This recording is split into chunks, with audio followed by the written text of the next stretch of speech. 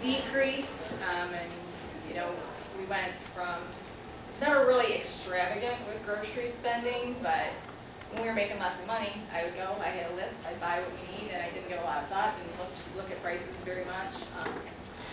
And then we started to see that there was a need to make some reductions there. So we did, and I started being a lot more careful about what I was buying, but I still was struggling. I mean, family of 4, and we had kids in diapers, and we had a cat, you know, cat litter, cat food. You know, I'm sure a lot of people have animals. You know, still struggling to get our monthly grocery bill below $600 a month. Then it was about a year ago. He came home from work, and he said his cousin's wife was spending $90 a month on groceries for their family of 5. Maybe I should talk to her and see how she was doing it. Of course, my reaction, no way she's spending that little. I'm already doing a good job. I don't spend more than I should. I stick to my list. I don't buy electrics for our house. I've tried coupons before. They don't work. I never have saved enough. I saved more on canceling our Blade subscription than I ever did on using coupons. Giant Eagle, you know, I had been there when they first opened and was shocked with prices, and I never went back. So, exactly. And maybe some of those things hit home with some of you guys. You know, it's just, this is what it costs to feed our family, and I've done everything I can.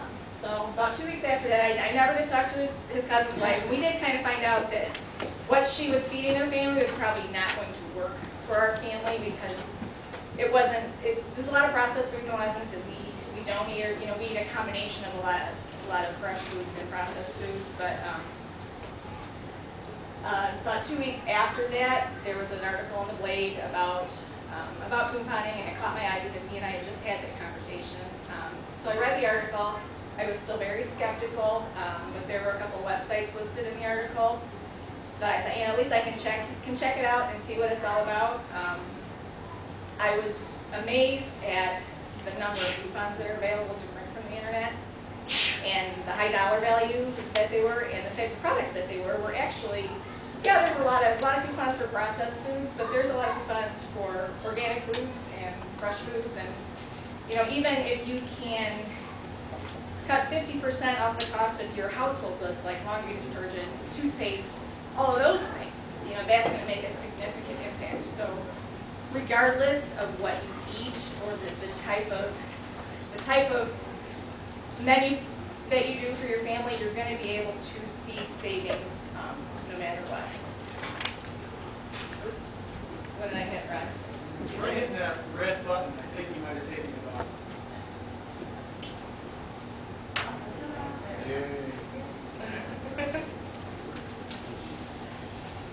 So here are just some of the reasons why people say, I mean, you saw my list of reasons, and here's some of the other things that people say, reasons why they don't use coupons, and they're really not valid if we kind of talk through them a little bit. You have to buy a newspaper, so you're out the cost of that newspaper before you can save a dime with your coupons. If you're buying a newspaper anyway, or if you subscribe to a newspaper, keep them. There's so many people just throw them right out with the trash or with recycling. You're just throwing money away. If you don't buy a newspaper, don't buy it just for the coupons, because there are a lot of other ways to get coupons.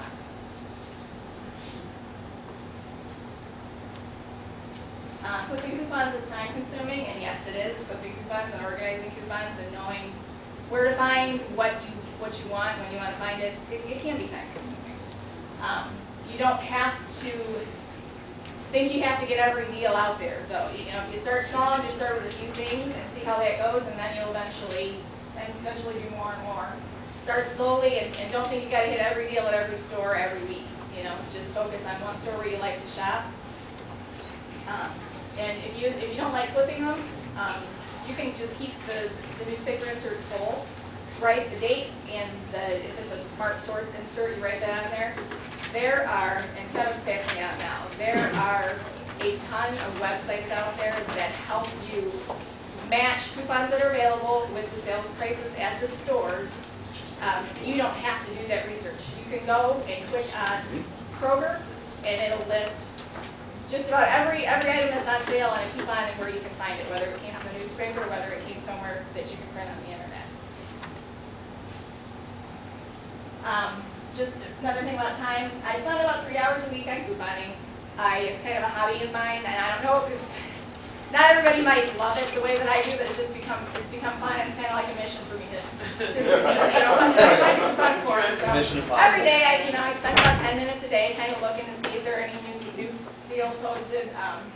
But if you compare to what I'm actually saving with my coupons, it is well worth my time.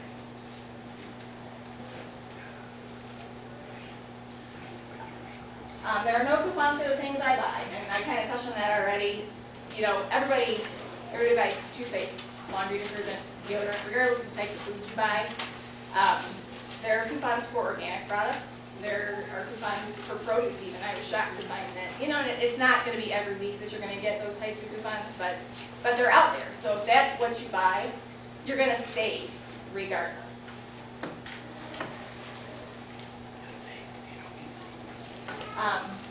And here's kind of another revelation. If the price is right, go ahead and get things that you don't need and give them to someone that does need them. The price is right, meaning I get a lot of items for free. And there's typically a couple items in my cart every week that are for free because of the sale and coupon. And sometimes I get way more than what we need for our house. So why not give it away? And if I'm trying to think of, pasta is something that is a free item all the time, and I don't need 50 boxes of pasta in my cupboard, so you keep what we need for a length of time when I think it might go on sale again, and I donate the rest to a food pantry or give it to friends or family or somebody else that might need it. And the other thing is, if you won't use it and it's not an item that you can donate, like frozen foods or fresh foods, then just don't buy it.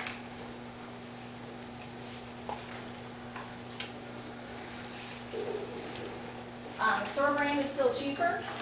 I'm going to show you some examples of how to work the deals at the stores, and you'll see that most of the time you're going to get brand items for cheaper than what you pay for store brand. I do still buy some store brand stuff, and in a perfect world, I would stock up on my brand name items with my coupon, and I wouldn't need them again until they were on sale again. But sometimes I run out, and sometimes I do need to buy a store brand, so I just go with whatever I can get the best price on.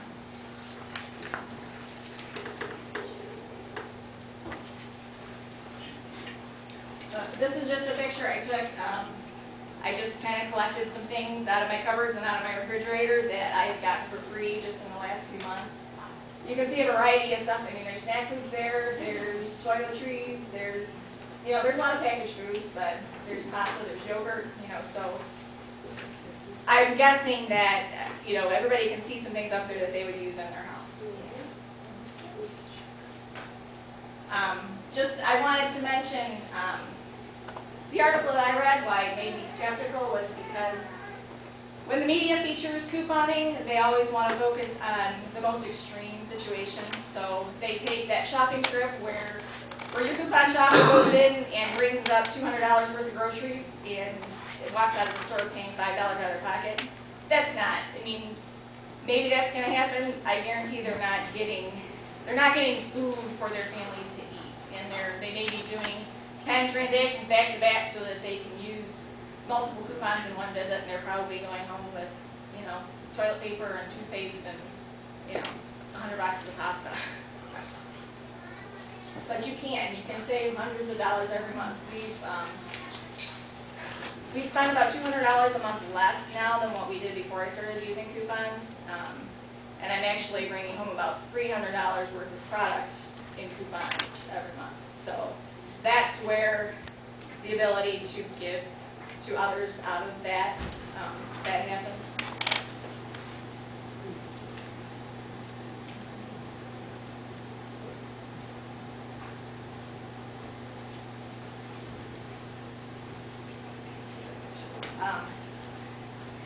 Stockpiling is a term, I don't know, it might sound negative, and this is a picture from one of the websites that I visit.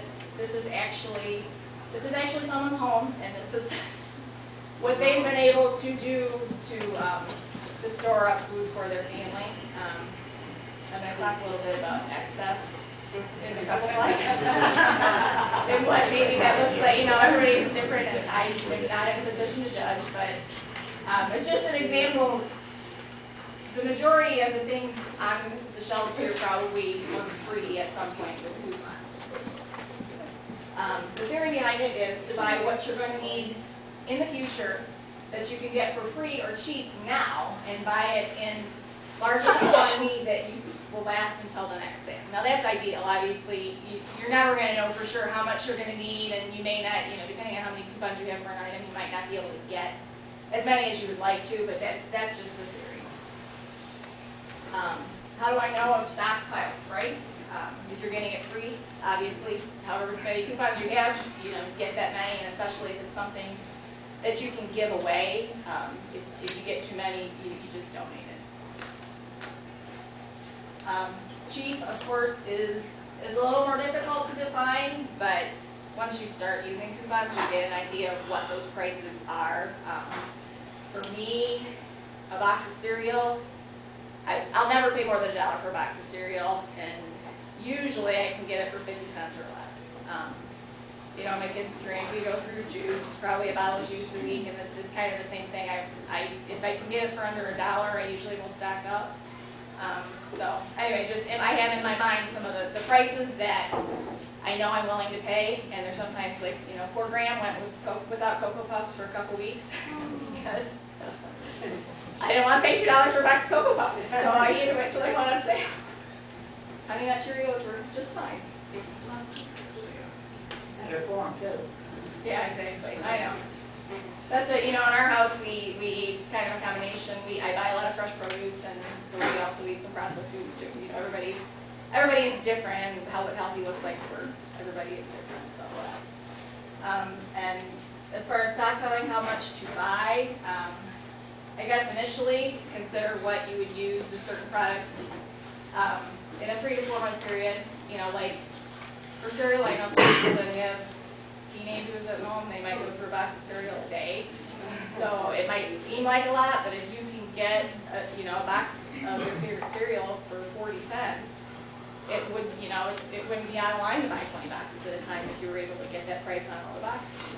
So it's kind of a different way of looking. I never had shopped that way before. I always thought it was excessive to have that much on hand. But when you think about how much you'd really go through and when you can get it at the best price, it's just a different way of thinking.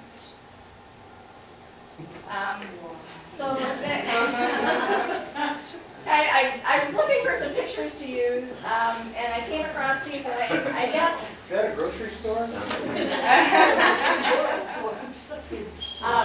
Just to keep in mind, and I don't know to what extent you guys will start to use coupons. I don't know, people are doing, some of you guys might be doing this now, some of you might not be, but, unless this person owns a cleaning business, or maybe they supply their schools, every classroom in their school with their Clorox wipes, I'm not sure. I counted because even to go through a canister a month, I think we have over a year's worth there. So just know when it's enough for you and pass it on to somebody else when you have enough. Don't become a hoarder.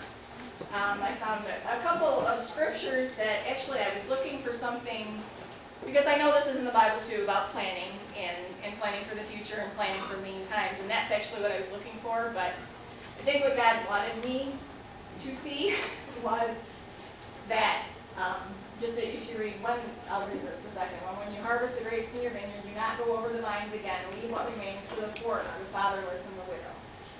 Just know when you have enough.